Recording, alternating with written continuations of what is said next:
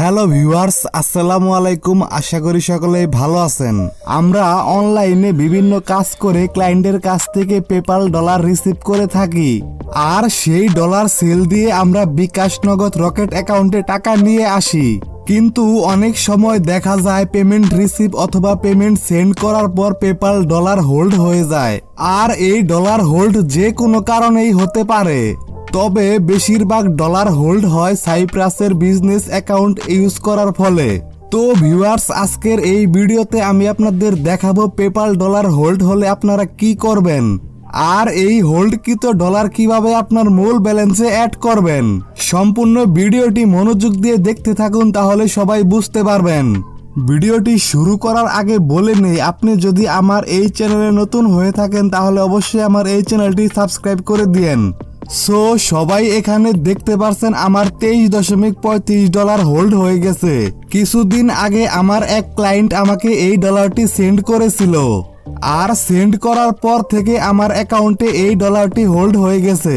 তো ভিউয়ার্স, আমরা এই ডলারটি এখন আমাদের মূল অ্যাকাউন্টে নিয়ে আসব। সেজন্য আপনারা এই পেজ থেকে একটু স্ক্রল করে নিচের দিকে আসবেন। এখানে আসার পর আপনারা সকল ট্রানজ্যাকশনগুলো দেখতে পারবেন আপনি। দেন এখানে আপনার যে ট্রানজ্যাকশনটি পেন্ডিং অবস্থায় রয়েছে সেটার উপরে ক্লিক করে দিবেন। ক্লিক করার পর আপনাদের এই ইন্টারফেসে নিয়ে আসবে। সো এখানে আমরা হোল্ডকৃত ডলারের সকল ডিটেলস পেয়ে যাব।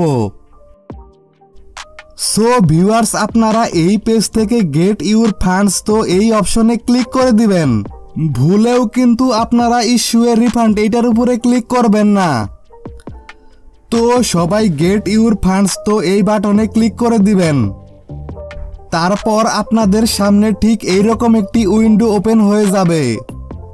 এখান থেকে আপনি সরাসরি সার্ভিস অর ভার্চুয়াল প্রোডাক্টের উপরে ক্লিক করে দিবেন। দেন কনফার্ম অর্ডার স্ট্যাটাসের উপরে প্রেস করে দিবেন। আর তারপর আপনাকে এই পেজে নিয়ে আসবে। এখানে আপনাকে কোনো কিছু চেঞ্জ করার কোনো দরকার নেই। দেন সবাই সাবমিটে ক্লিক করবেন। সো এখানে সবাই দেখতে পারবেন you have successfully updated order information, an email will be send to your customer. অর্থাৎ ভিউয়ার, সাবমিট করার 24 ঘন্টার মধ্যে আপনার সেই ক্লায়েন্টের কাছে একটি কনফার্মেশন মেইল চলে যাবে। মানে আসলেই সে আপনার ওই প্রোডাক্টটি হাতে পেয়েছে কিনা সেটা কনফার্ম করতে বলছে। সে যদি অর্থাৎ আপনার ক্লায়েন্ট কনফার্ম করে দেয় তাহলে সঙ্গে সঙ্গে আপনার হোল্ডকৃত ডলারটি মূল অ্যাকাউন্টে যোগ হয়ে যাবে। তো ভিউয়ার্স, আপনারা কখনোই ডলার রিফান্ড করবেন না। যদি রিফান্ড করেন তাহলে আপনার অ্যাকাউন্ট এবং আপনাকে যে ডলার পাঠিয়েছে তার অ্যাকাউন্ট ব্যান হয়ে যেতে পারে। আর এই ডলার হোল্ড হলে আপনারা কখনোই টেনশন করবেন না। আপনার ক্লায়েন্ট যদি অর্ডার কনফার্ম নাও করে তাহলেও আপনি 7 দিন পর হোল্ডকৃত ডলারটি আপনার মূল ব্যালেন্সে পেয়ে যাবেন। আর তাই ডলার হোল্ড হলে ভয় পাওয়ার কিছু নেই। আপনার অ্যাকাউন্টে ডলার আসছে, জাস্ট এটা রিলিজ হওয়ার অপেক্ষায় আছে। আপনার এই ডলার কখনো মার যাবে না। তবে আপনারা চেষ্টা করবেন সাইপ্রাসের বিজনেস অ্যাকাউন্ট ইউজ না করতে, কারণ এখানে ডলার হোল্ড এবং অ্যাকাউন্ট লিমিট হয়ে যাওয়ার সম্ভাবনাই বেশি থাকে।